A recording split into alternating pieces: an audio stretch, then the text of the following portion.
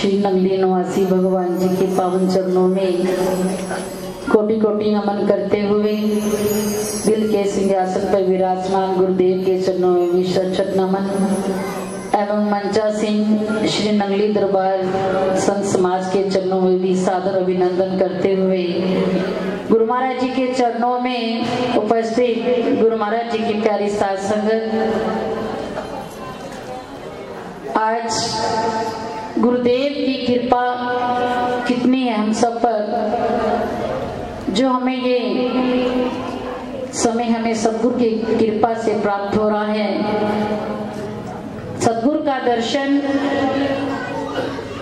और संतों महापुरुषों की वाणी उसी को प्राप्त होती है जिसके ऊपर गुरुदेव प्रसन्न होते हैं। जैसे कहते हैं उन्ना दे भाग चंगेरे ने जिन्ना ने सतगुरु पाया है, उन्ना दे भाग चंगेरे ने जिन्ना सतगुरु की सेवा पाई। हम सब बड़े ही भाग्यशाली हैं जो आज गुरु चरणों में बैठकर हमें ये घड़ी प्राप्त हो रही है। सद्गुरु देव भगवान की महिमा इतनी बेअंत है कि इस मुख से गाना भी चाहे तो गाई नहीं जा सकती। गुरु की महिमा है अमिट, कह न सके श्रुति शेष, जिनकी कृपा कटाक्ष से रंगू होत नरेश। मेरे प्रभु की महिमा बहुत ही बेअंत, जो इस मुख से गाना मुश्किल है। लेकिन वो प्रभु कब मिलते हैं, कहाँ मिलते हैं, किसको मिलते हैं। इतनी संगत बैठी है, कहीं यहाँ पर आज ये जो लम्हा हमें मिला है उस परम पिता परमात्मा ने चरणों में बैठकर हमें किस संतों ने आमंत्रित कर दिया भी तुमने आना है, तुम आ गए। लेकिन आप कहने से ही चाहे गुरु चरणों में आ गए, लेकिन जो भी भाव के साथ विश्वास के साथ गुरु चरणों में बैठेगा, गुरु के प्यार को पाने का जो इच्छुक होगा उसी को साक्षात मेरे नंगली सरकार के दर्शन भी होंगे। क्योंकि मेरे प्रभु किसी भी चीज के भूखे नहीं हैं। वो किस चीज के भूखे हैं? प्रेम के भूखे, आपके भाव के भूखे हैं। जहां प्रभाव होता है मेरे प्रभु का, वहीं पर अवतार होता है।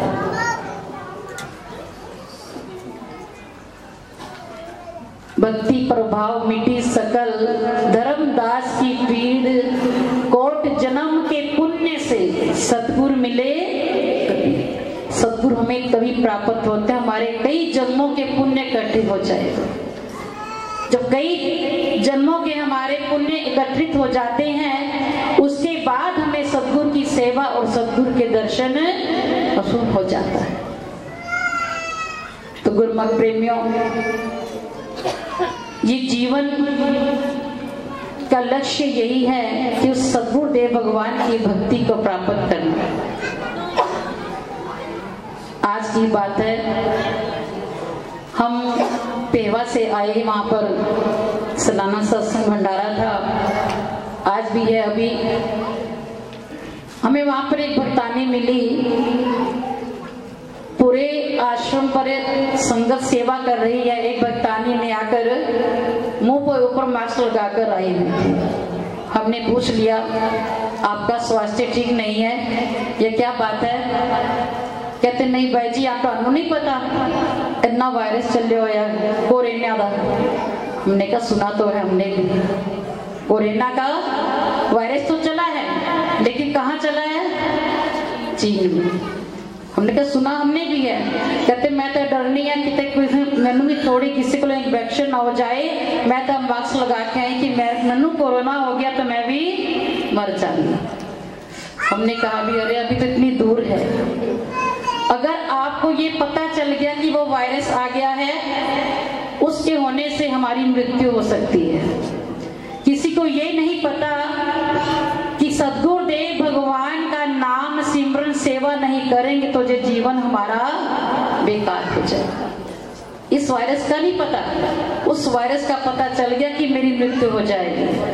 अरे इससे भी अगर आप इसको भी समझ रही हो कि इस वायरस से हमारा साथ ऐसा हो सकता है, डर के मारे बचाव के कारण इससे तुम कितना कुछ कर रहे हैं। अरे इस जीवन को लक्ष्य को प्राप्त करने के लिए अगर आप गुरु नाम सेवा सत्संग का वायरस को समझकर अपनी जिंदगी में करना शुरू कर दोगे, तुम्हारा बेड़ा पार हो जाएगा।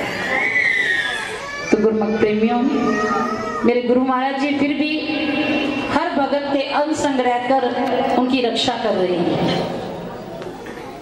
हम कहते हैं कि वो नंगली सरकार वहीं पर है, वहां बैठी है, लेकिन मेरे गुरुदेव ने कहा, नंगली निवासी भगवान ने कहा, जहां भी आप मुझे दिल से याद करोगे मैं वहीं पर तुम्हारा साथ हूं। आज रास्ते में आते आते हमारे साथ भक्तानी आई है, बैठी हुई है। उसने हमें बताया कि भाई जी जब मैं एक बार नंगली साहब जा रहे थे, एक मैं थी और उसकी बहन थी, दोनों भक्तानियां थी।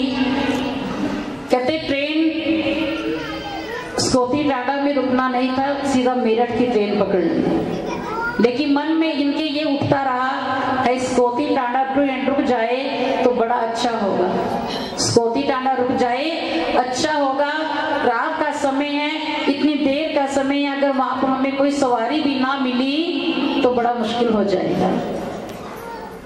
तो भक्तानी कहती बस भाई जी मैं तो ट्रेन में बैठे बैठे जब मुजफ्फरनगर तक ट्रेन पहुंची, मैंने गुरु महाराज जी को ध्यान करती रही, गुरु महाराज जी को याद ही करती रही, गुरु महाराज जी अब आप ही हमें अपने चरणों में बुला ले। क्या हुआ, स्कोती टाटा स्टेशन पर ट्रेन रुकती नहीं थी, वो आगे थोड़ी सी चली गई, आगे जाकर स्कोती टाटा के स्टेशन पार करके थोड़ी देर बाद स्टेशन ट्रेन रुक गई। जब ट्रेन रुकी तो भक्तानी ने खिड़की से बाहर देखा तो थोड़ी दूर पर उसको स्कोती टाटा लिखा हुआ नजर आ गया। उसने फटाफट अपनी बहन को कहा भी जल्दी उतर, पहले तो ट्रेन कभी रुकी नहीं लेकिन आज ट्रेन रुक गई। दोनों उतरकर वहां जब स्टेशन से बाहर आई, देखा वहां पर बिल्कुल सुनसान, कोई भी यात्री नहीं था, उतरने वाला उस ट्रेन पर नहीं कोई आया, आगे पीछे की बात है। तो क्या हुआ, जैसे बाहर आए, बाहर आकर क्या देखा, एक बस खड़ी है, बस खड़ी है, वहां पर एक संत महापुरुष भी खड़े हैं, साथ में जो बस वाले ने कहा वो 2 सवारी आ रही है उसको भी ले आओ, उन्होंने भी नंगली ही जाना होगा। तो एक भगत बस वाले ड्राइवर को बोल कर गया अभी रुक जाना, अभी गुरु महाराज जी की 2 रूमें और आ रही है। वो बस वाले ने जब उस भक्तानी को कहा कि आप जल्दी जल्दी बस पे चढ़ो, लगता आपका इंतजार हो रहा था, हमें आपके लिए बस रोक कर रखी हुई है। भक्तानी ने पूछा आपको किसने कहा, कहते अभी भी एक भगत जी आए थे, वो बहुत लंबे और सफेद वस्त्र पहने हुए थे, वो कहते भी 2 रूमें और आ रही हैं, उनको भी साथ ले जाना।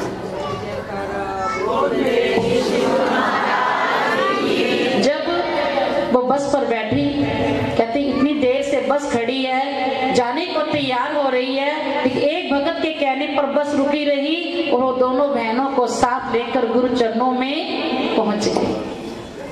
कैसे ना कहें कि गुरु महाराज जी हमारा अंग संग नहीं है, वो अंग संग रहते हैं, लेकिन गुरु महाराज जी को दिल से याद करो, दिल से फरियाद कर कर देखो, वो हमारे साथ ही महसूस कर कर देखो, वो चलते हैं, हमारे साथ चल रहे हैं, अगर हम बैठे हैं तो हमारे साथ बैठे। इसीलिए